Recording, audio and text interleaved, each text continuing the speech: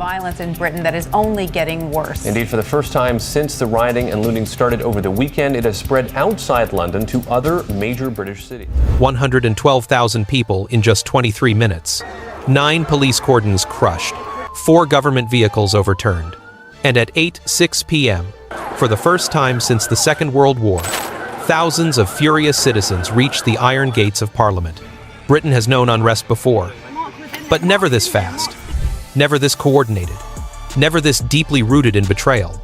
The spark was a revelation so outrageous that millions refused to believe it at first. 12 undocumented migrants, each detained for violent or high-risk offenses, had been quietly released by the Home Office, released without review, without parliamentary oversight, and without informing the police. Within days, those 12 names were linked to 6 knife attacks, 3 sexual assaults, and 2 attempted bombings across London. The public didn't erupt because of ideology.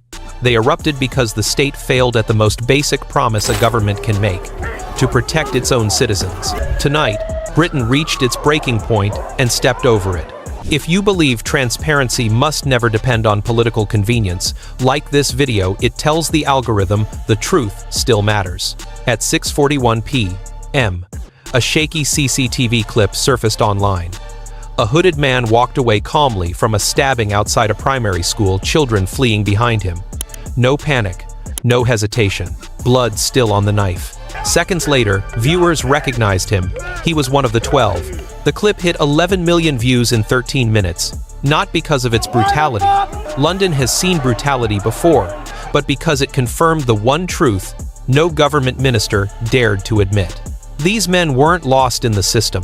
Someone deliberately opened the door. By 7:03 p.m., the second leak landed, a fake compassionate priority directive used to justify their release. A directive that did not exist in any archive. Someone inside the Home Office fabricated a legal order, released dangerous detainees, then deleted the evidence, all while hiding behind layers of bureaucratic clearance. This wasn't an error. It was sabotage. And the public responded accordingly. By 7:20 p.m., 38,000 people had gathered at Westminster Bridge. 12 minutes later, the crowd doubled. By 7:50 p.m., London was engulfed by the largest civilian surge in modern history. These weren't radicals. They were teachers, nurses, cab drivers, pensioners, veterans, ordinary Britons who had quietly endured a decade of rising bills, collapsing public services, overcrowded neighborhoods, and political denial. Their placards spoke for them. Who let them out? No security, no government. If you won't protect us, we will. When citizens no longer fear the state begins to fear its citizens. And that fear was about to take physical form around Parliament Square. At 7:57 p.m., the Metropolitan Police formed their first containment line outside Parliament Square. It withstood the crowd for exactly 40 seconds. Bodycam footage later revealed the panic. Shields folding inward. Officers pushed off their feet. Radios screaming, "Control! We're losing the line! Repeat! Losing the line!" But there was no response from control. Not because they were ignoring it, because they were overwhelmed too. Britain's defensive infrastructure didn't break. It froze. When the barricades collapsed under the surge of bodies, the crowd didn't scatter.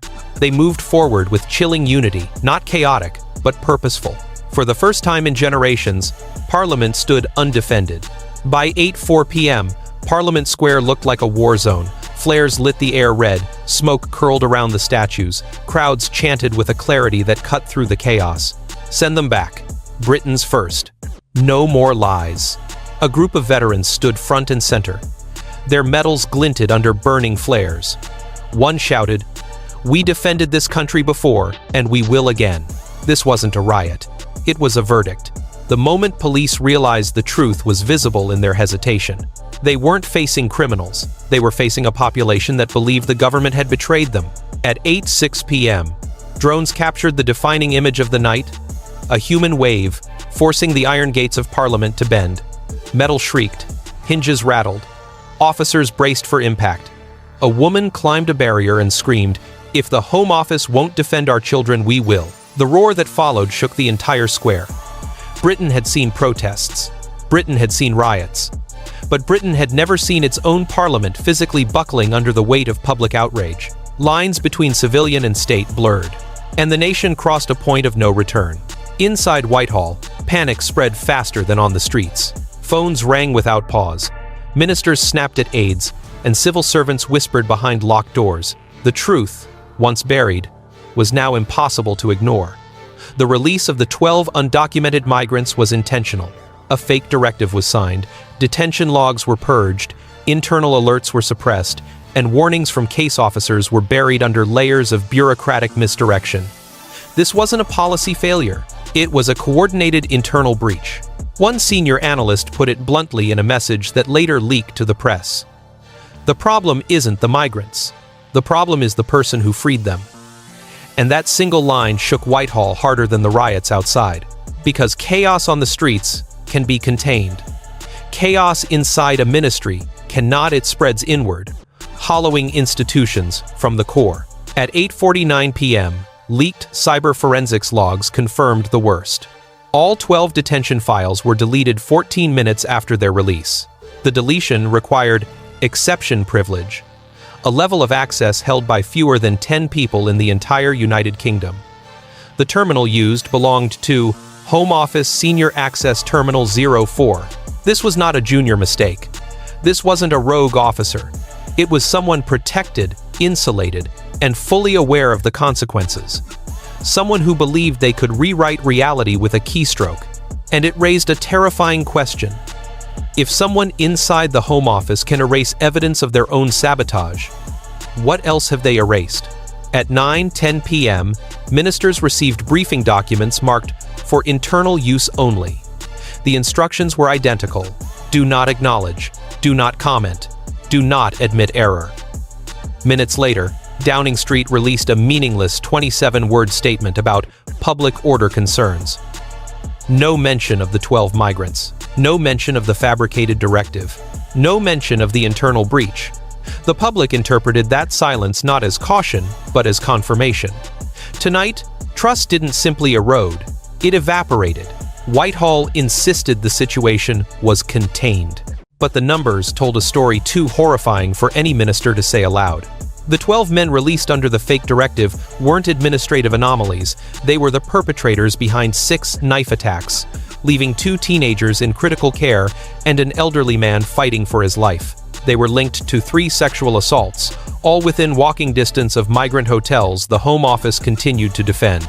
And worst of all, 2 attempted bombings at commuter hubs in Stratford and Hammersmith, crude devices but fully functional, were found only minutes before detonation. These weren't theoretical risks. They were real, physical threats unfolding across London, while officials crafted talking points and deleted logs. When the state hides failures that endanger its own citizens, the failure stops being operational. It becomes moral and unforgivable. By the time the truth surfaced, London was already trembling under the weight of fear. Hospitals reported a spike in trauma cases tied to the attacks. Schools quietly canceled after-school activities. Parents formed volunteer patrols at playgrounds. Women avoided night buses after police admitted they lacked the manpower to guarantee safety. The rhythm of the city changed. Shops closed earlier, footpaths emptied, and every siren sparked unease. Public trust, already fragile, shattered like glass on wet pavement. Inside Whitehall, officials debated reputational damage. Outside Whitehall, families debated survival. Every attempt at political damage control only reinforced the public's darkest suspicion. The government didn't lose control of the crisis, it lost control of the truth. And when truth collapses, security collapses with it. London wasn't simply unsafe. It became unknowable, a city where danger wasn't hypothetical, but roaming free because someone in power let it roam. Reporters asked the Home Office the simplest possible question: who approved the release? They received silence. Not hesitation, strategic silence. Because admitting one signature would expose the entire chain. Admitting one clearance would expose who authorized it. Admitting the truth would reveal the most explosive reality of all. This wasn't a mistake, it was a decision that turned London into a hunting ground and forced ordinary Britons to pay the price for a crime committed inside the government itself. When Whitehall closed ranks, the public opened its eyes. The cover-up was no longer speculation. It became visible in every missing file, every dodged question, every night London slept in fear. Tonight's chaos is bigger than immigration, bigger than a fake directive, bigger than a breach inside the Home Office. Tonight is about capacity, the capacity of a country to believe in its institutions. When the public thinks migrants are prioritized over citizens, when the government hides its own actions, when truth becomes negotiable, authority stops existing. Not because people rebel, but because people withdraw consent. And once consent is gone, no police line, no press release, no emergency briefing can put the country back together again. Tonight was not just anger on the streets. It was a referendum silent, unplanned, undeniable on whether those in power still deserve it. The crowds outside Parliament weren't demanding ideology. They were demanding clarity, accountability, basic honesty. But instead of answers, they got silence. Instead of transparency, they got redactions. Instead of leadership, they got evasion. And deep down, Britons understood something crucial. A system that hides the truth today will hide far worse tomorrow. That is why the anger feels different, why the chants carried weight, why the gates trembled. Because this wasn't just a reaction to a single scandal, it was the result of years of political erosion finally cracking open. Tonight, Britain didn't fall apart, it revealed itself. And what we saw was a country demanding to be heard again, louder than any speech, clearer than any ministerial statement, and far more honest than the government dared to be. If you believe elected officials must answer for their decisions, subscribe, because we will follow every leak, every file, every name. Now the question only you can answer. Was this catastrophic failure caused by incompetence? Or was it an intentional cover-up by someone deep inside the Home Office? Tell us in the comments. Your words become part of the public record of this night. The night Britain realized the threat wasn't at the border, but inside the system itself.